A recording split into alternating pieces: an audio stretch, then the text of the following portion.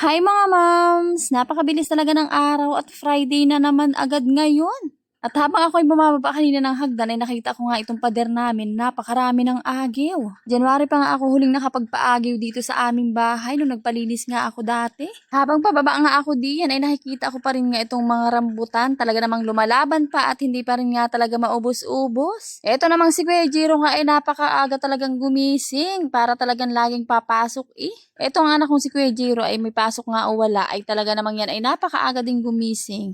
Habang ako'y nagsusuklay diyan, ito ang aking buhok ay napansin ko na naglulugo na naman. Kapag talaga ibang shampoo nga ni ang aking nagagamit, ay ganito nga ang nangyayari sa aking buhok. Pagkatapos ko namang makapagsuklay, dumiretso na nga agad ako din sa aming ref at ako'y nagtingin-tingin nga din ng pwedeng maluto. Nuha ko na din nga itong pangmalakasan na pinaglalagyan ko ng isda, karne o kahit anong pwedeng mailagay dyan sa freezer. Meron pa namang isda din akin na nga itong lulutuin. Kinuha ko na din nga pala yung siomay at nang maiprito para mangut-ngut nga habang nanonood ng TV yung mga bata. Hindi naman ako nagpapabili niyan kay daddy at hindi na nga kami kumakain ng mga processed food. Ayawan baga kay daddy ba't nga nakabili-bili ng siomay na yun? Kagabi nga pala habang ako'y naghuhugas ng plato ay nakabasag na naman nga ako ng baso. Nababasagan din ba kayo ng mga baso mga moms? Dito talaga sa amin ay siguro ipang-anim na nga yata yung nabasag na baso namin na yun.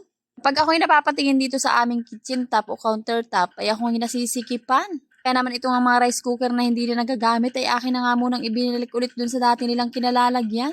Ito namang ibang mga nakapatong nga dito sa taas ay iniisip ko pa nga kung saan ko nga ipaglalagay. Huhugas na talaga sana ako ng isda diyan na aking lulutuin kaya nga lamang ay napansin ko nga nasira na naman ang aming tubig kaya naman heto nga't for datungga na naman ang person. Dahil meron nga ni kaming bomba din sa may gilid ng aking kusina, ayan nga't mabilis din lamang ako nakakuha ng tubig. Hindi na talaga naremedyohan nga yung aming motor ng tubig, kaya naman ayun nga tuluyan na ngang nasira. Simula pa nga kagabi ay hindi na nga mabuhay yung aming tubig at tuluyan na ngang nasira yung motor. Pag ganito talagang sira ang aming tubig ay ako'y hirap nga dahil nasanay na nga ni at dipihit na lamang ay automatic na. Pero noong namang nasa kabila kami ng bahay ay ditungga pa nga ni kami doon.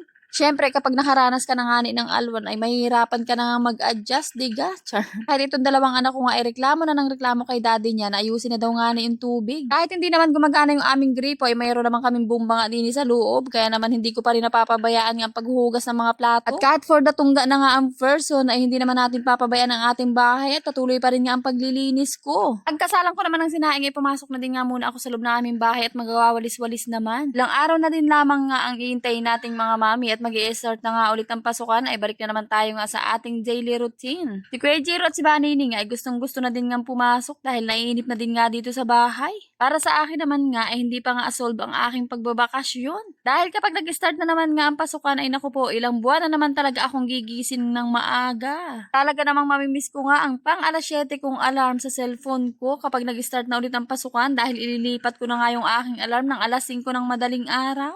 Pero okay lamang naman yon dahil tungkulin ko naman ito at wala namang ibang gagawa kundi ako lamang din. So ayun na nga at nagwalis na din nga pala ako diyan sa aming family area. Sabi ko dito sa dalawang bata ay kitang-kita ko na yung mga kalat na tinatapon nila. Abay nagtawanan pa nga nung sinabi ko yun. Isa din nga po pala sa dahilan kung bakit ko nga nilipat yung malaking sofa namin dun sa may living area namin. Dahil sinisiksikan nga po ng kalat ng mga bata yung aming sofa nung dun pa nakalagay sa family area namin.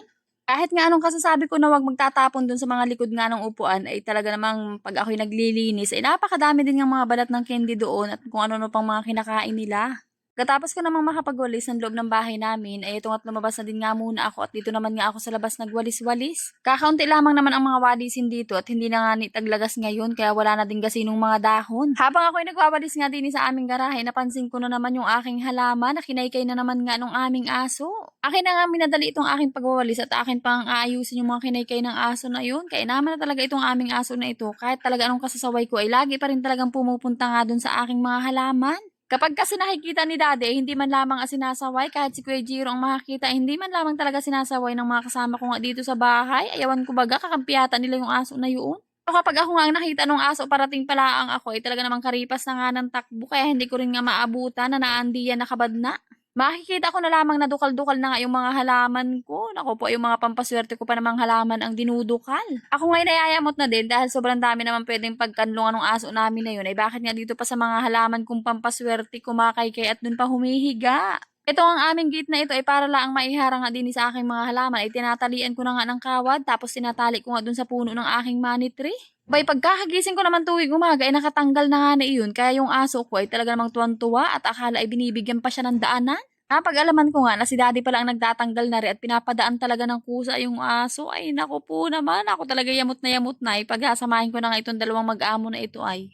Kaya pumasok na naman nga ako din sa loob ng aking halamanan at aayusin ko na naman nga itong pinanghaharang ko din nga sa pinagtatalunan ng aming aso na yun. Sobrang liit na nga nitong aking corner na ito ng mga halaman ay kinakaykay pa, di ay nakaka-stress man din at paulit-ulit na nga ako ng pag-aayos. Ito kasing mga halaman ko na ito kahit pa ganyan-ganyan ay nakakapagpatanggal nga din sa akin ng stress siyaan at kapag wala na nga akong ginagawa masyado ayan ipagtutuunan ko na ulit ng pansin. Pagkatapos ko namang makapagwalis at ayun nga napawis-pawisan na din sa aking pagwawalis ay pumasok na din nga ako din sa aming loob ng bahay. Tara, pasok ko kayo sa aking home sweet home na di colores. Charot lang. Aba, yung mga wall bricks nga na gustong gusto kong tanggalin ay nandun pa rin hanggang ngayon. Pagpunta ko naman din sa kusina, abay si Banining ay nagready na nga din itong itlog na ipapaprito niya sa akin. At sakto naman na nain-in na din nga itong kanin, kaya naman heto nga't ako'y magluluto na rin. Meron din nga pala akong nilagang itlog dun sa may kabila. At ayun nga, lutang moments na naman na ilagay ko nga ang itlog nang hindi pa mainit yung mantika, pero ayun nga't naluto din naman. Akin na din nga palang prinito itong ang sinaing na isda na ulam namin kagabi.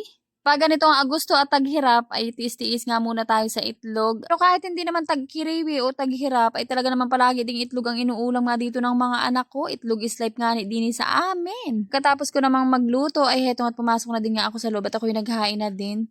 Thank you po Lord sa mga blessing, anumang blessing na binibigay nyo sa amin ay lubos na lubos po namin itong pinapasalamat sa inyo. Pa rin naman masyadong ganap ngayon mga mams dahil sinusulit-sulit ko pa nga ang bakasyon dahil may ilang araw pa naman ay sa mga susunod nga na araw at buwan ay paspasan na naman ang kilos ko.